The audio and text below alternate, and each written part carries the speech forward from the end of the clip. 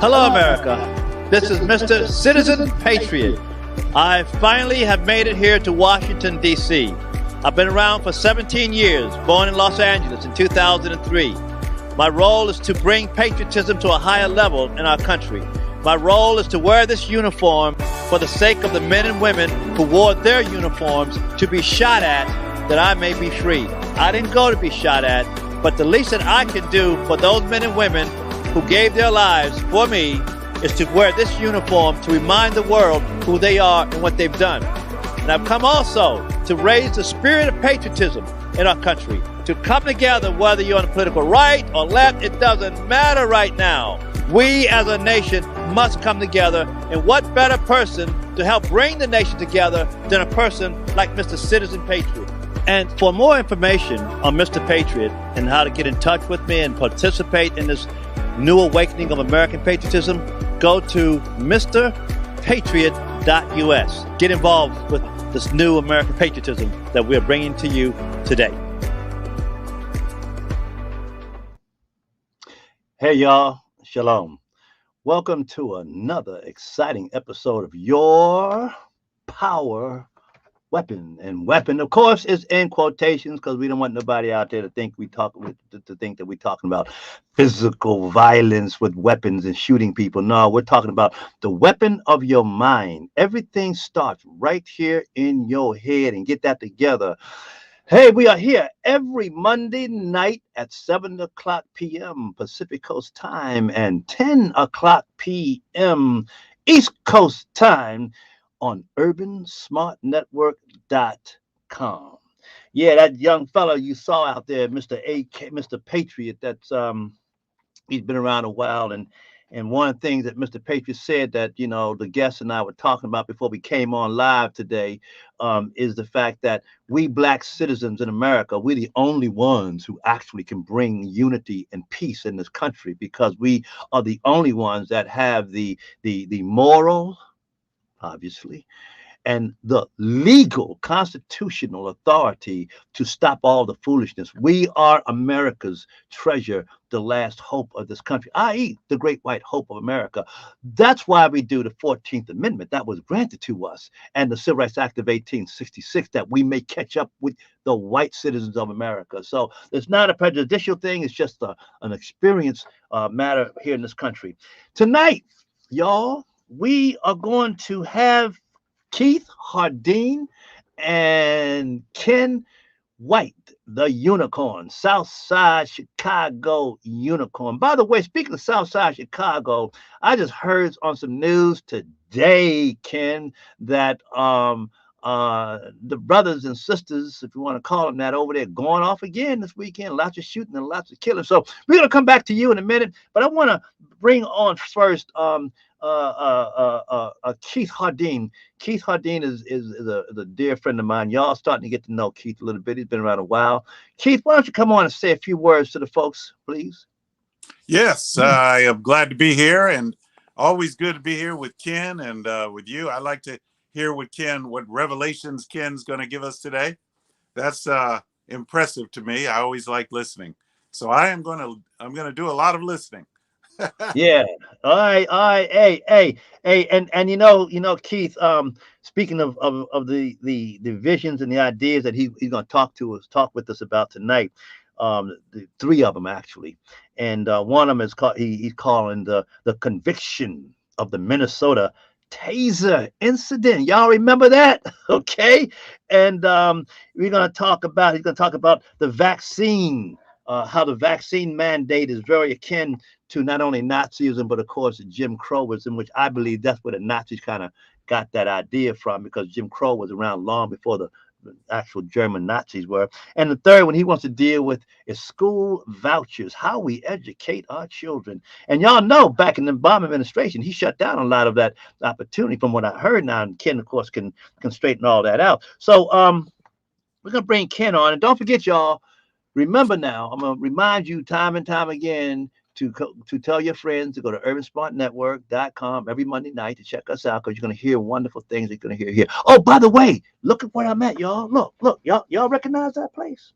Yeah, we're going to talk about that. Hey, Ken, Unicorn, Bring it on, brother. What you got happening tonight, man? Hey, hey, hey, belated Merry Christmas to all of those I didn't say Merry Christmas to when it was Christmas time.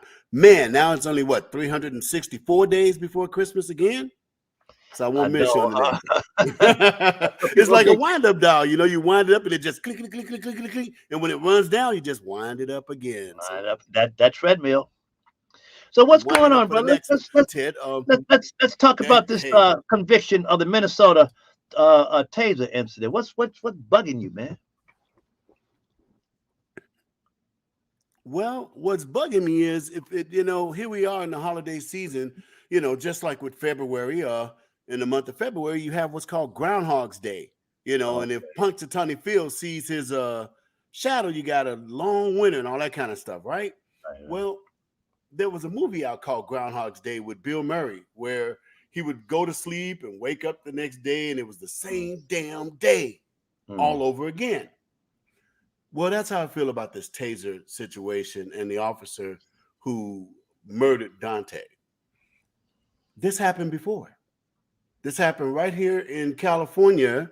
Let me make sure I get the dates right. Oakland, on the train. Oakland, California. In Yeah, the his name was right. His name was young Oscar Grant. He was out with his friends, ironically, for a New Year's Eve celebration, upon which this is now the anniversary of his death. So I find it kind of fitting that this officer was convicted at basically the anniversary of the death of Oscar Grant, who too was murdered by a person wearing a uniform and a badge who claims, "Oops, my bad," and grabbed their taser allegedly and fired upon him with a 40 caliber pistol. Now, see, when a friend of mine, and this is the beauty that I like, and thank you for letting me, really expand on this. Please, brother. This woman is a beautiful woman. She's a medical professional over there at Kaiser Permanente, but she is very rooted in her African heritage, a lot more than me. And we were kicking it for a while, and she said, "I want to take you to a movie," because she's got me pegged for being what's his name, the Huxtable kid. You know what I'm saying? So she's got me pegged for that. So I never watched that show. I couldn't stand, to be honest with you. Every time that not the Huxtables. It was Bill Fresh Cosby, Prince right? of Bel-Air. Yeah, no, Fresh Prince of Even Bel-Air. that one, I can't do. Even that one, you didn't like that one either? Yeah, Okay, so I have never seen one episode. Yeah, moving on, right? She said, just take me, if you're gonna take me to a movie, you're gonna take me out to dinner, you're gonna take me to this movie. And the movie was named Fruitvale. I was unprepared for what I was about to see, Ted. They showed this young man's whole life and tribulations of a regular Mo. I mean, a guy who's getting up in the mornings, going to work, raising his children, trying to hold on to his relationship with his girl and all this kind of stuff. These are the struggles of the common man. So you're starting to like this character. You're starting to really get a feel for him and go, this brother's really cool, And he gets on a subway train. Yeah. And the BART police, B-A-R-T, BART police, make contact with him, and there's actually mistaken identity situation.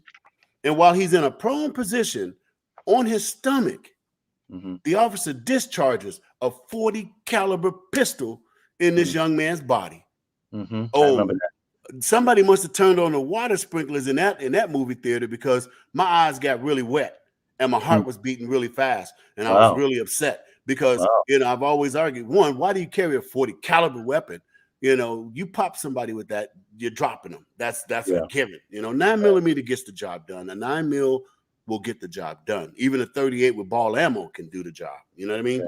So that was my first exposure to a peace officer claiming that they mistakenly grabbed their taser for their, for their weapon. Right. Well, I said even then, you would think that would be the end of that. Right. That's the kind of mistake you only want to hear about once. Right. But here we are again. Here we are again, like Groundhog's Day. Didn't we wake up to this yesterday? Well, we may as well have, because it's all in December. So now this woman claims that she grabbed her taser, right, or mistakenly grabbed her weapon trying to grab her taser. I don't buy it. I don't believe it for one Why minute. not? Why not? Well, I mean, the tension is up, the blood is going, the adrenaline is going, all these things are happening in your head, and she may have done just what she said. Now, How do we know? You weren't there. well, okay. Have you ever been in that kind of situation before? Oh yeah, I've been in a life or death combat situation for my life over 6 times, documented. You can Wow. check the court records of San Bernardino, and you'll see where I've had to give testimony to the people who tried to kill me. Wow. So yeah, it's all right there. This, there's no embellishment. I'm not proud of it, but yeah, I've been in 6 documented life or death gun battles. Most people don't even get in one in their whole life, but for whatever reason, I'm like a gun magnet or something. I don't know. When I hear gunshot, I'm gone. Hey, I'm gone. watch this. Bullets was popping off in my life even when I was a child. I'm That's sitting here. right, Chicago, South Side. I'm So you acclimated. I'm sitting there trying to get pickle pig feet sandwiches for the guys that are shooting dice up against the cleaner's wall in the alley, right? Yeah. And some cat did something he wasn't supposed to do. Out comes the Pearl Handle 38. Pip, pip, pip, pip, pip. So I've been, bullets and guns and all that have been a part of me my whole life.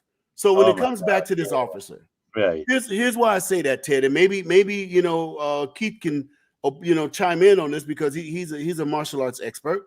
If I were to have the public, and this I'm talking to John Q. Public right now, so you guys can understand why I took this position. If I showed you a weight that weighed 5 pounds and I painted it green, and then I showed you another weight that weighs 5 ounces and I painted it pink, like the ones you see in Walmart for the ladies when they're doing jazzercise, the cute little lightweight weight. And then I blindfolded you and I put the weights in your hand. You're going to be able to tell me which one of those is the green weight, and you're going to be able to tell me which one of those is the pink weight. Pink weight. Okay? A weapon, a firearm, a Mohaski, a strap, a heater, whatever you want to call it, it weighs anywhere from 3 to 6 pounds. It's made of metal, and it has unforgiving characteristics about its heft, the heft of a weapon.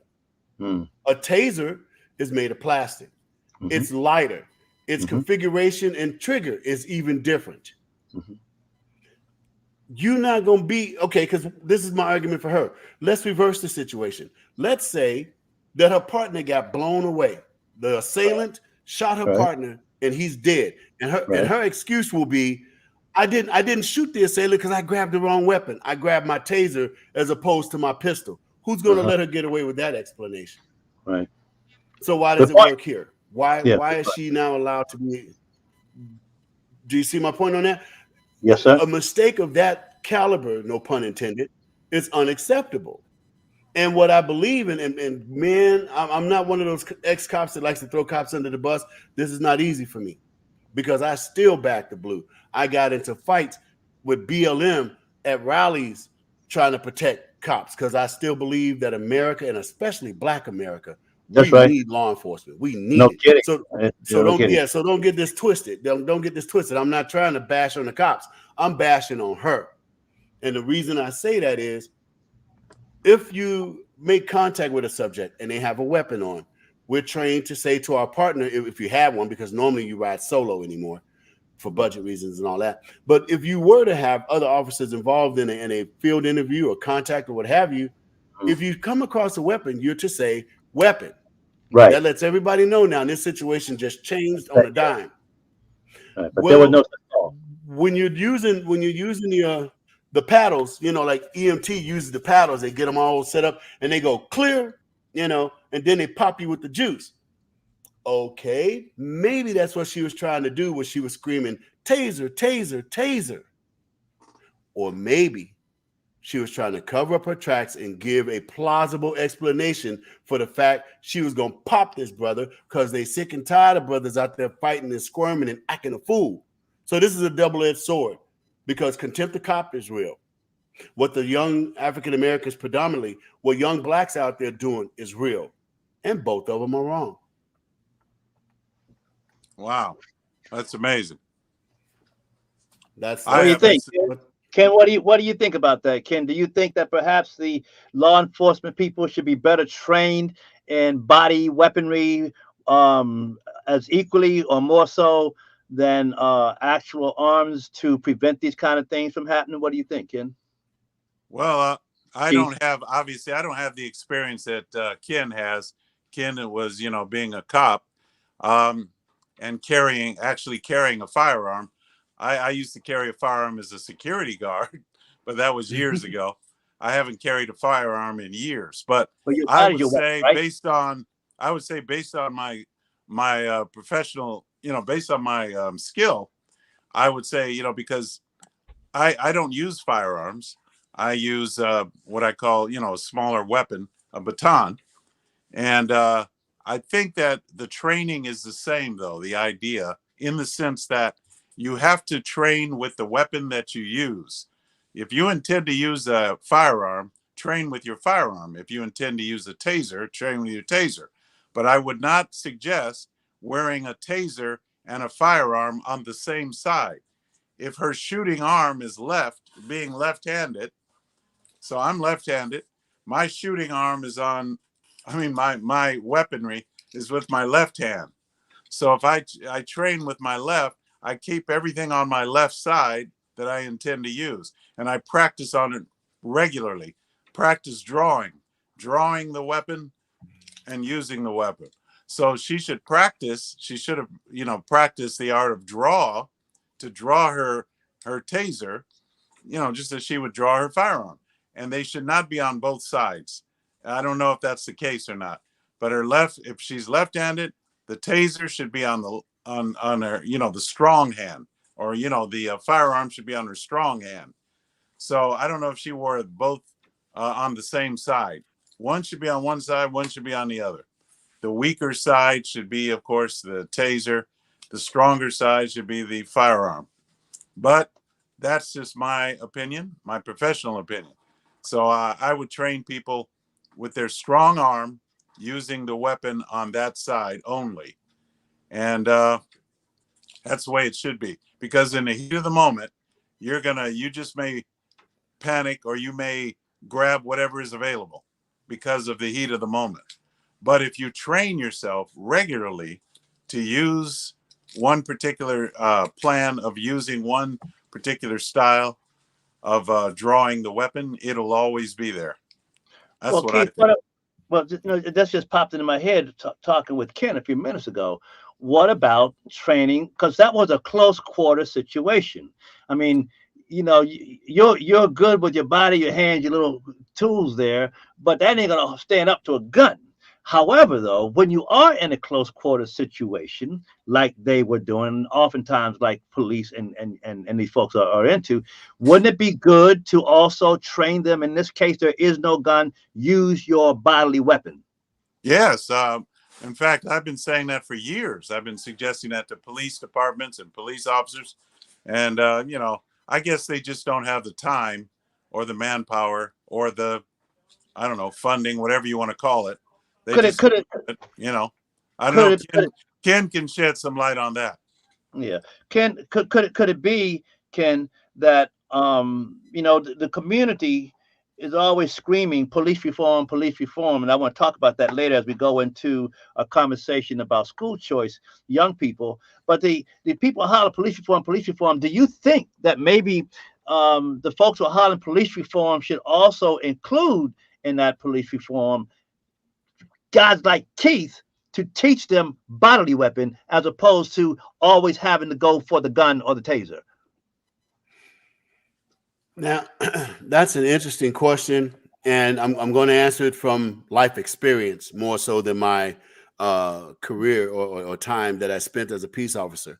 When I was growing up on the south side of Chicago, I can't tell you how many times brothers would look at the cops and be like, if you didn't have that badge and that gun on, I'd whoop your, Right. And what we used to get from that when we'd be playing basketball and getting harassed by the cops some nights, right? These cats afraid to take a butt whooping. They won't take a butt whooping, which they're not supposed to, but they won't take a butt whooping. So, they're reaching for that weapon right off the bat. They weigh 300 pounds like Jumbo Matumbo. The bullet's going to run faster than them anyway, so they got you that way. That's one psychology of the question you're asking, is that do we use the martial arts training of someone like Keith to better educate law enforcement? If we do, let me add this as well. We need somebody who's going to be able to deprogram these young children out there who have been conditioned and triggered to believe that when you get a traffic ticket, it's a fight for your life. Who trained these kids to believe that? Who's got them all hopped up mad like that? Whoever they are, you need to shut your damn mouth. And if we are going to train the cops, we need to train the citizens too. Hey, you know who you did? I'm sorry. Yeah, I'm just, man, it's time for this stuff to end. It's you know, we keep seeing these brothers, like I told you, it's like Groundhogs Day. Every day we wake up, it's like it's the same day all over again. Brother goes down, white cop got the trigger. Brother goes down because they think he was you know. No. Everybody's culpable here. The cops and the subjects. These kids got to calm the hell down. They got to come. You know, go ahead. Several years ago, there was an incident here. We're always having them here in LA between the police and the community, and I went to the police review board, or the police commission. This is like maybe 2-3 decades ago. And I said, you know, guys, every time something like this happens, here come these African-American civil rights preachers and community leaders hollering at y'all about police reform. And every time y'all do police reform, you get weaker and weaker and be turned into babysitters. I said that you need to stand up and tell these preachers that they need to start teaching these young people how to work the unit of their bodies so they can stay safe and make them do some reforming, as you're saying, Ken. That's absolutely correct. And we are missing that. And I'm hoping as we segue into the charter schools and vouchers and all that, do you suppose, Ken, that are you thinking along these lines too, that that's part of the curriculum? If we do get all that going that you say should be happening, you want to pull these kids out of public schools into private schools? Well, yeah. I mean, put it this way. Sometimes, and I don't want to refer to them as our enemies, that's a very hard term because they're trying to soften us up with this. Let's stop being so politically polarized. You're hearing that a lot from Democrats who voted for Biden because they didn't want to, chew crow. So they're telling us to just ease back, stop being so political. So I don't want to do that. But I will say this much as we segue into the school issue. The school is the incubating system of the socialist Marxists. And that's why we have BLM and Ariana Presley and AOC and all of them. They are literally the product of that machinery. And what I mean by that is if the school system can teach a young Black person that they are owed the world because of something that happened 400 years ago, and that all white kids are evil by teaching them CRT, by doing all of these things, school choice and all that. If they can do that with the school system, then we need to use that same system and go, I pledge allegiance to the flag of the United States of America and to the republic for which it stands, one nation, under God, indivisible, with liberty and justice for all. Yes, it's going to have its flaws. It is the evil and the wicked who will pick through and cherry pick these issues, such as these unfortunate Taser shootings in Arbery. Now, Arbery was cold murder. But what I'm saying is, to answer your question, Ted, yes, the school choice system is one of those things that will disinfect the education of the young mind. So, where are we on that? How is that battle going? Because I don't pay that close attention to it because I'm focused on these other issues. But how is that battle going? Is it worth the fight? Can we win it? Well, the fight is definitely worth it because there was something I learned in the Air Force. I mean, I didn't learn it growing up on the south side of Chicago because what is life worth on the streets of Chicago? Not much. But when I joined the Air Force at age 17, one of the first training classes we went downstairs at 5 a.m. to start learning was resource. And this lieutenant said that the greatest resource in the military is its people. And that stuck with me because I felt important. It was like, wow, I matter now. Yeah, your life matters. There's substance to it. There's substance to my life now. Talk about Black Lives Matters. I think it would be a wonderful premium if every human being felt that their lives matter. And that goes for little white kids who would have to sit in a classroom and listen to CRT. I couldn't imagine it. I couldn't imagine it. And nobody who wants to nourish the minds of young people would put that poison in a classroom. So yes, the program that we're doing, and you're going to have to forgive me just one moment while I pull it up because I don't want to misquote it. I was hoping to have one of the actual authors of the program come on and explain it better. So just give me 1 second here so that I know I'm pulling up. While you're doing that, another thought that has come to me.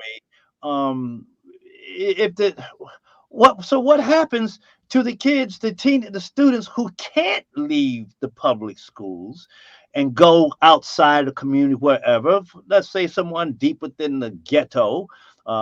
How are they going to get to a school way over yonder? I know when they desegregated schools here in LA back in the early 70s, and my friend Rhonda was a part of that because she was going to school up at Pacific Palisades, and they had to bus black kids all the way from South Central Los Angeles all the way over to Palos Verdes to get a better education. And some other parents, black parents, was telling me that, this whole idea of school choice, but where? How do I get the money to send my kids? Well, ain't no school in my neighborhood like that. I got it now. I had to pull it up because I didn't want to get it wrong. It's called the Educational Freedom Act. The Educational Freedom Act initiative, number 1, offers all children a $14,000 a year educational savings account. Number 2, lets parents choose the best school for their children. Number 3, allows families to save unused money for college or vocational training. Number 4, includes homeschooling families, which means if you're a family that wants to put God in your curriculum, that you don't want your child being exposed to some of the mores of this country, you can educate your child at home, and that money comes to your house. Number 5, uses the children's shares of money of the state is already spending. They're already spending this money. They're making us pay taxes for it. In fact, Biden's eager to give up $750,000 of our money because kids went in cages. You see what I'm saying? And number 6, protects private schools and homes from interference and control by government and teachers' unions. This, and this is why, ladies and gentlemen, for you that are hearing this for the first time, please understand, I've been praying on this. I'm about to throw my heart and soul behind this because I was on a show just the other day, Unite IE Radio, for the Christmas program that they had. Growing up on the south side of Chicago in the 60s and the 70s in the public education system is an experience. Especially, and I'm not boasting, guys. I'm not boasting. I just want people to get the understanding of what's going on here. I was reading at a 9th grade level in the 6th grade. Wow. I was reading at a 12th grade level in the 7th grade. I was a member of a group that they have tried to put together called it was called GCAP, which is the Greater Chicago Area Program for Gifted Children. But because of the people in the educational system, those socialist Marxists who've been worming their way through our lives for the last 60 years, right? They don't want to see no smart black people. Of course not. I was an anathema to them. They hated my guts. Right. And put me through hell. Right. Okay. And when I'm saying that to say this, in the 60s and 70s, I'm reading at almost a 12th grade level at age 6. I mean, in the 6th grade. And now, if you go up to Sacramento and you grab their best student, they can barely comprehend at a 3rd grade level. Somebody needs to have the hell slapped out of them. No parent should be okay with that. And so that's why I'm a part of this program now, ladies and gentlemen. And I normally don't speak in terms of race, but I have to now. If anybody should make sure that this bill gets passed, it should be the black mother and father, because this is your last chance to have your children be free from a horrible leviathan that has been choking the hell out of us for the last 60 years. Yes, you're going to show me a kid on YouTube who's crying and wailing because he got triple scholarships to a college. But that's only one kid you're going to show me. You're not going to show me the throngs of young blacks who should be doing just the same. That's not happening. And those opportunities didn't exist when I was growing up. I wish they had. But now here we have the opportunity with the Educational Freedom Act initiative. Now I want to get this out there real quick, Ted. They're seeking contributions.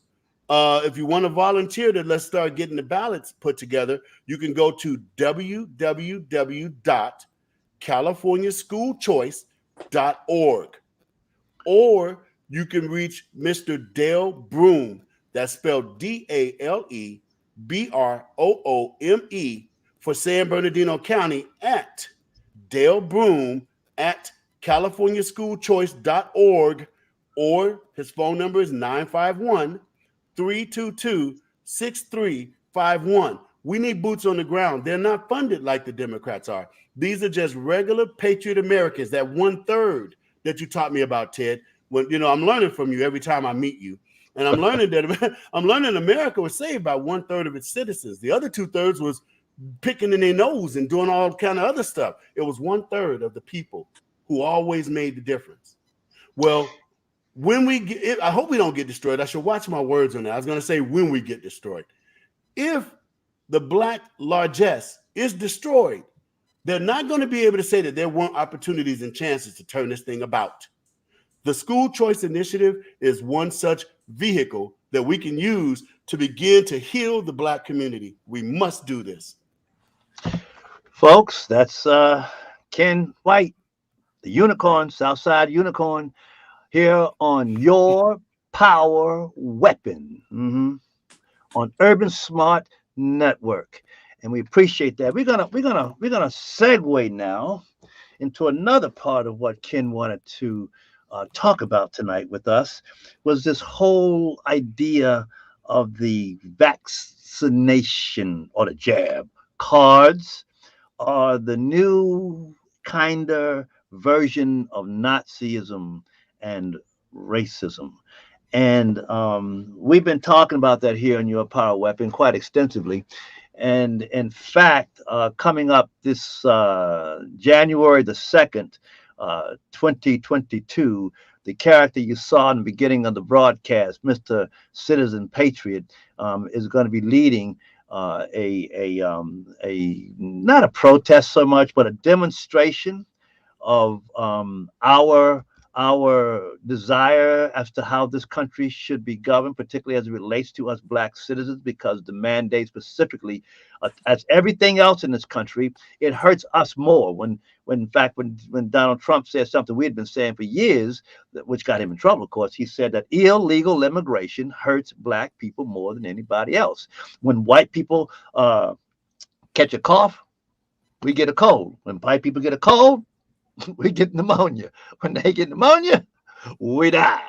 And so it is with the COVID. And they're saying the reason why we black folks should accept the mandated experiment is because we die a lot. And we have the highest rate of deaths in the community and hospitalization. Well, guess what? That is because there has been a history, generations of illnesses within the black communities of America based on our experience, not so much our color, but based on our chattel slavery, Jim Crow experience. We've had to eat food and do things that was not good for our body. We don't have the gymnasiums and the place to go to. We don't have the recreation. So we just grow obese and get sick with kidney and plus the stress of our existence. The stress, scientists and doctors tell us, if you are stressed out, expect internal bodily issues, not only in your physical body, but your social surroundings. You're going to act out violently on people, especially people who are closest to you.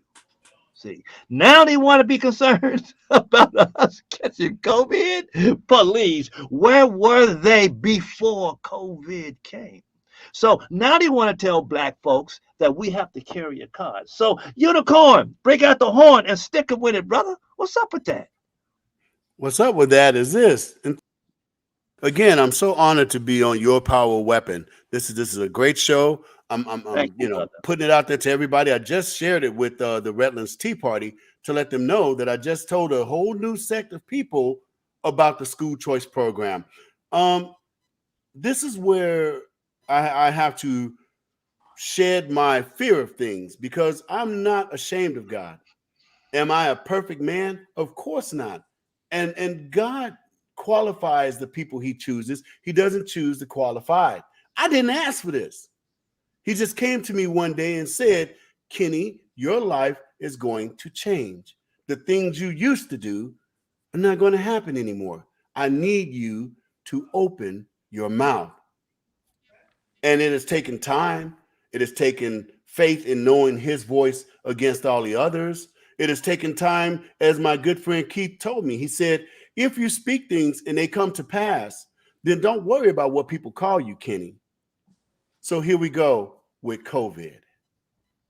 In April of 2019, I wrote a meme that said, and I'm going to quote it if I can. I'll post it up after the show is done so people can see it, so you can, always check but verify.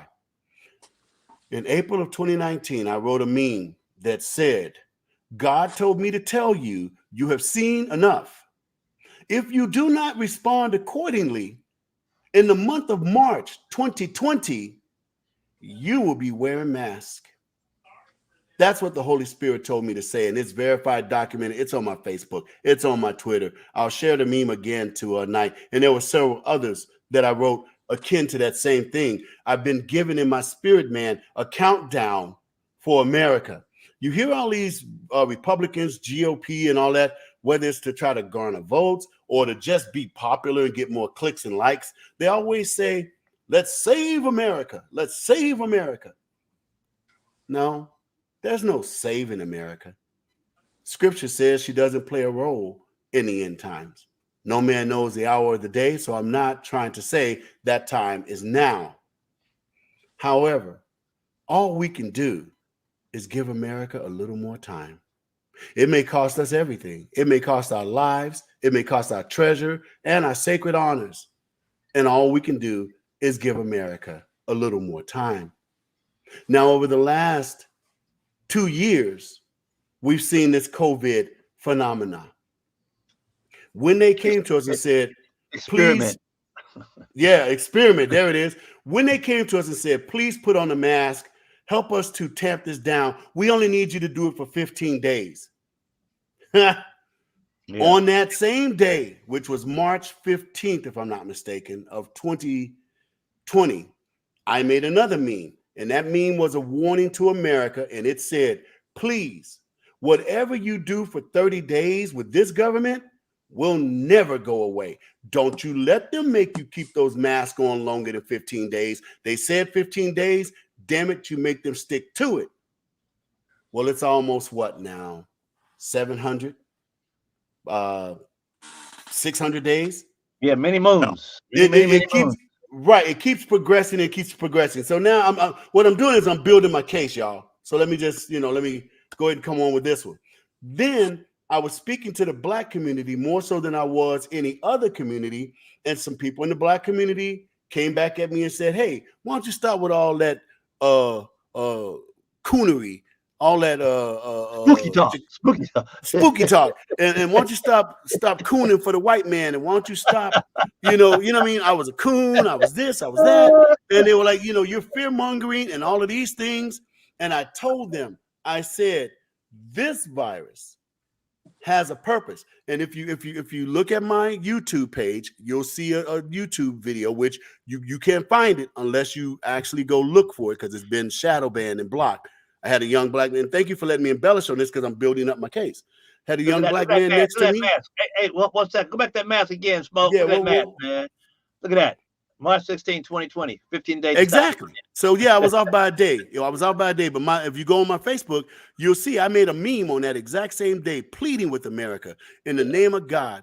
Don't you let them make you keep this mask on longer than 15 days, because if you do, you'll never take it off.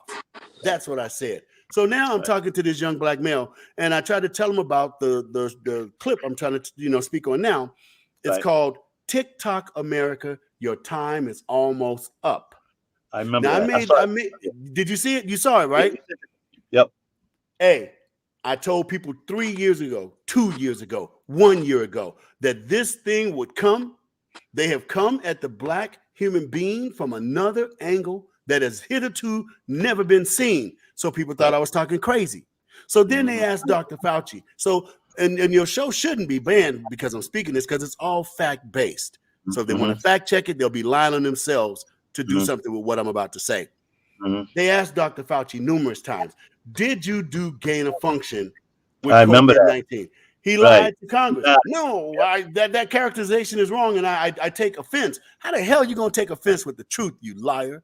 So now we find out that there truly was gain of function done with COVID-19. Well, here's another codicil to that fact. It is now believed by doctors and even by Senator Paul Ryan, right? See, there it is. Yeah, he lied. He should be in jail. That carries a 5-year sentence. Why is this man still going to work every day collecting our money? So, okay. Now we learn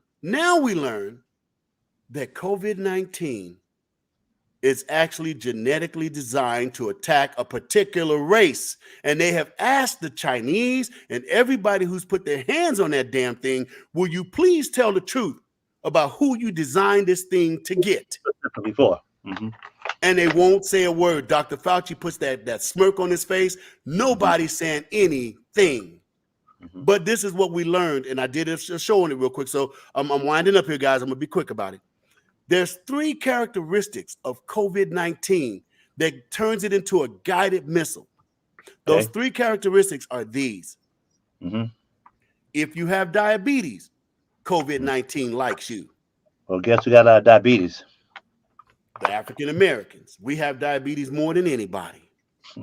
If you have cortisol in your body, which means the big bellies that Ted spoke on earlier in the show because of stress.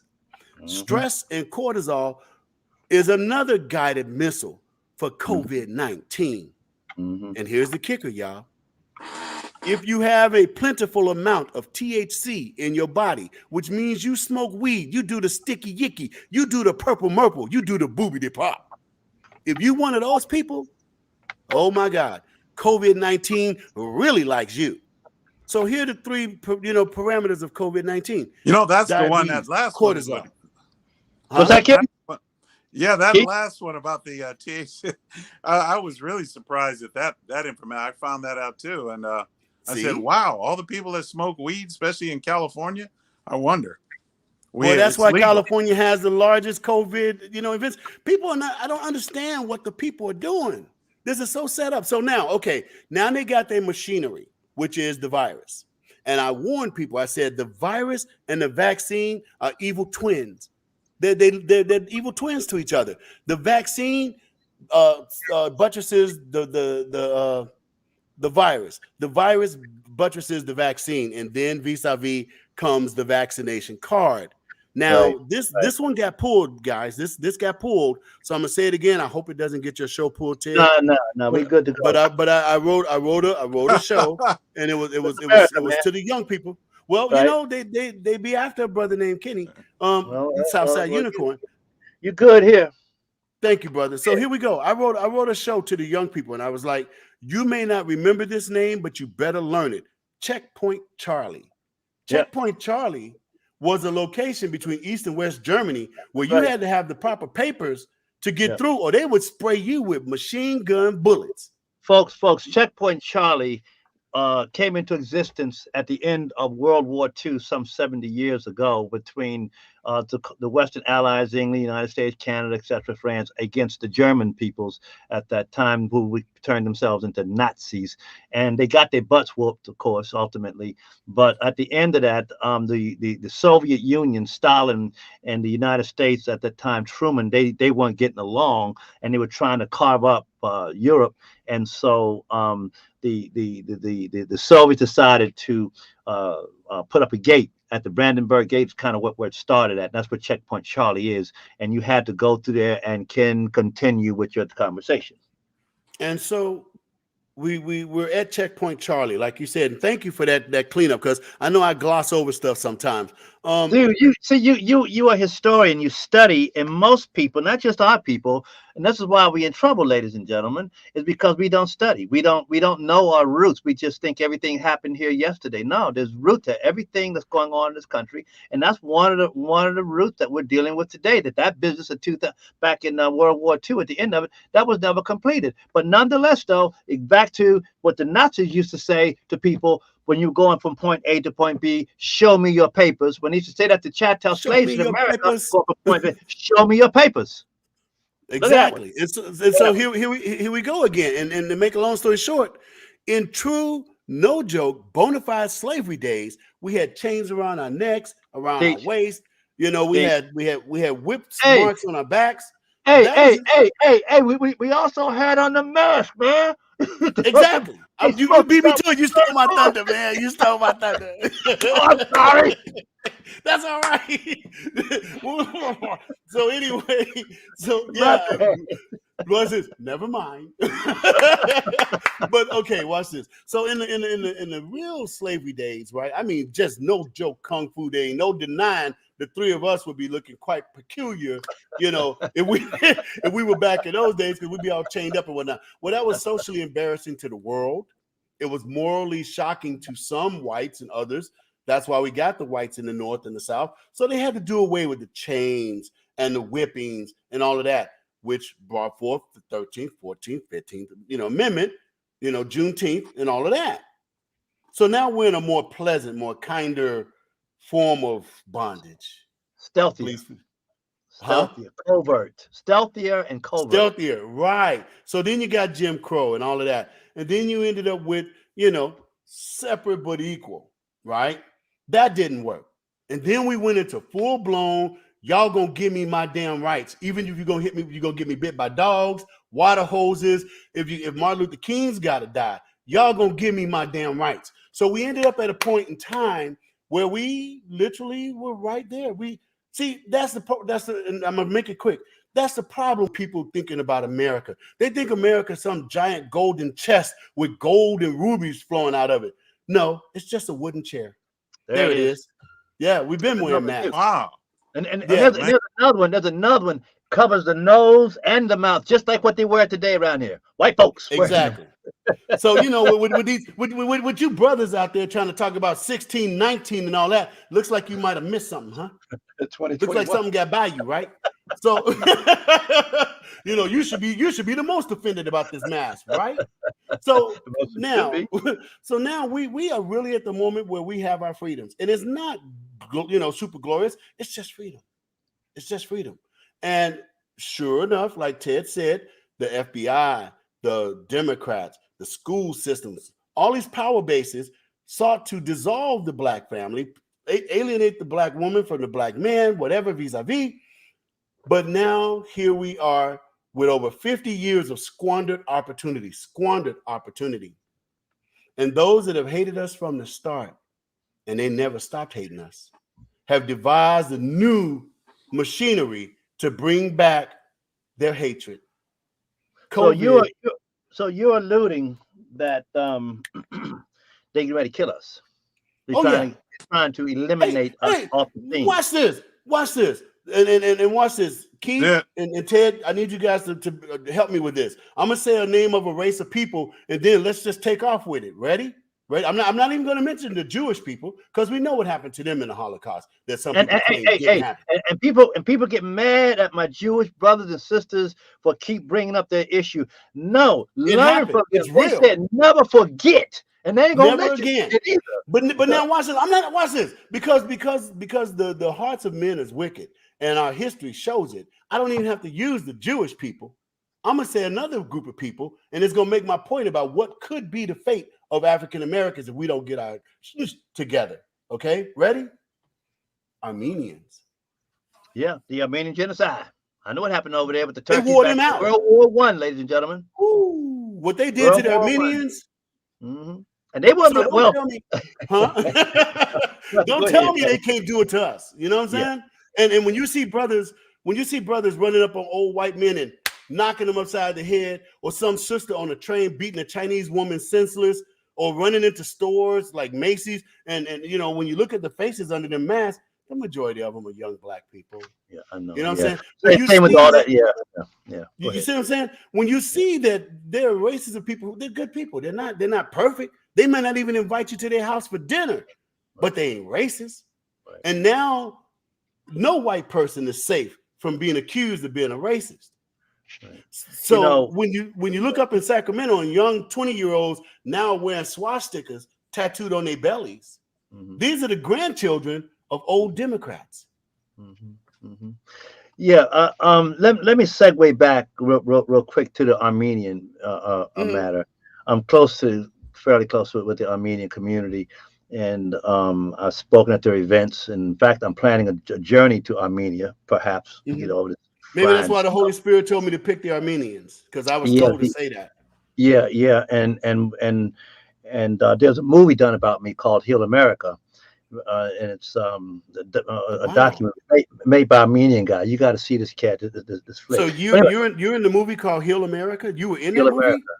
It's a docu movie, and it's we'll talk about it at another time. But the point is, this Armenian guy they really relate to us, and I want to take a group of our citizens over to Armenia, because Armenia was the first actual Christian nation in history, and they've always been a very special people that have a special calling. They don't know quite what it is yet, but all of them feel they have a special calling, particularly what's going on with them. But ladies and gentlemen, folks, during World War I, some 90 years ago at least, the Armenian people got scapegoated and what's that other word?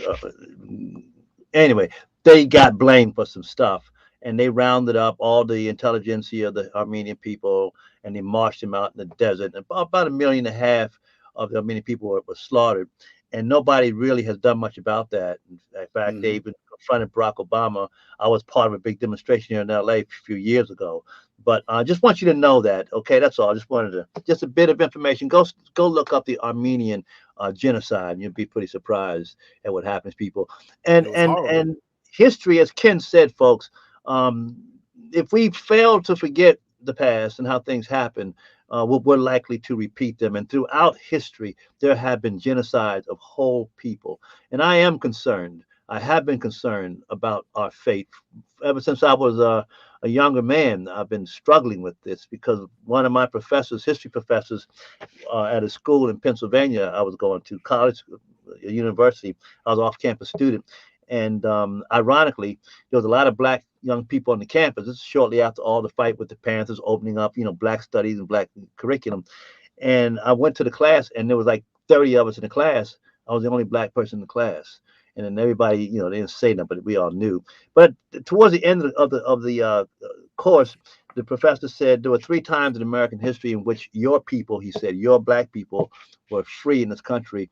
And he named the 3 times. And then he said there was a long line and a big question mark. And I said, why the question mark? Because he said, your future freedom is at stake. And I'm not just talking about economic slavery. I'm talking about whips, ball and chain, lock your ass up slavery. It's a white guy told me this, and this is in the heart of John Birch Society, the Williamsport, Pennsylvania, and I've been on this all my life.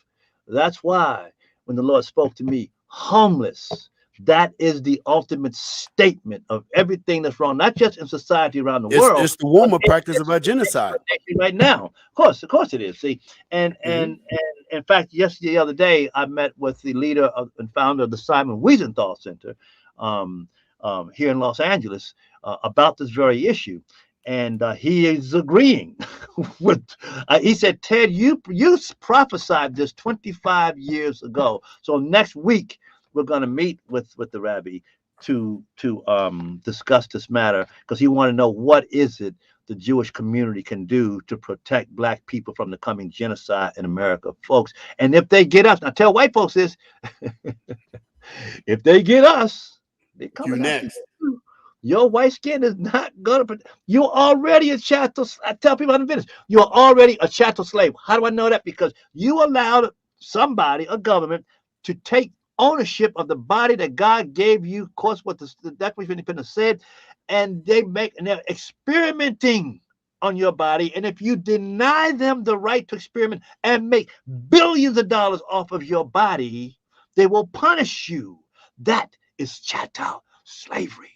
Just because you don't feel a whip across your back, that is stealth chattel slavery. And I told people out in Venice, y'all white folks, y'all know, and that if you're white, you're watching this, thank you for coming to your Power Weapon Network. You are certainly welcome here because we educate one another. But I've told white folks out here in Venice Beach, I said, take it from a descendant of the chattel slaves. Y'all are being made chattel slaves. They're using medical terrorism to scare you into giving up the freedom of the body and the life that God gave you. But ladies and gentlemen, Keith, Unicorn, everybody listening, let me tell you something though. Ted, I wanted real quickly before you run out of time, I wanted to ask you a quick question. I heard yesterday, I saw a report where Schwarzenegger invested $250,000 for homeless shelters. Yeah. What about that? Have you know anything about that? You know, I know a lot about that, and right now I'm on the cutting edge of what's going to happen to homelessness in this city and in the country. We can't talk about it right now, but why don't we do that in the upcoming show? We'll go into some real detail about that because y'all really need to know what is going on out here. But so Keith, I'll come back to that. But I just wanted to say that the Declaration of Independence is our vaccine against the mandate. The Declaration of Independence has God at its center, and it says in there that He has given us life, liberty, and the pursuit of happiness. So by them turning us into chattel slaves, what is happening is they are offending the Creator. And this is our hope, that they're going to mess around here and God going to jump off His throne and come down here and deal with some folks. You understand what I'm saying? So I have a lot of hope. Hey, Keith. Yeah. Keith, close us out with a word, and we're going to go to the Unicorn, because Unicorn, we thank you so much for teaching us and educating us on this, brother. I'm not that sharp on all the details of the COVID, but I appreciate cats like you coming around and teaching us. And Keith, why don't you shut this down with a word or two for us, brother, please? Yeah, I sure hope Ken keeps coming back because I like listening. He's got it down. You know, he knows how to articulate it. Yes, he does. And, praise God. Thank you, Father, in Jesus' name, for the knowledge that goes forth. And thank you for ultimately, you are the one who delivers. Although the horse is prepared against the day of battle, safety is of the Lord. Thank you, Father. Absolutely. Baruch Hashem. Absolutely. Keith, Ken, run us out of here, man. I'm going to say this. I want to make people understand the true image of bondage. The true image of bondage is this: a man's wrists were tied with a single strand of yarn, and someone told him he could never be free. And because he believed them, he never even tried to break free. Ladies and gentlemen, that was the Unicorn sticking to you. This is Ted, host, your Power Weapon, every Monday, 7 o'clock p.m. Pacific Coast time, 10 o'clock p.m. East Coast time. Thank you for being here. We appreciate you all. Please come back. See us next week at the same time and same place. Ken, Keith, thank you very much. And remember, it's right here in the head, y'all. Power. Say it with me, y'all. Weapon.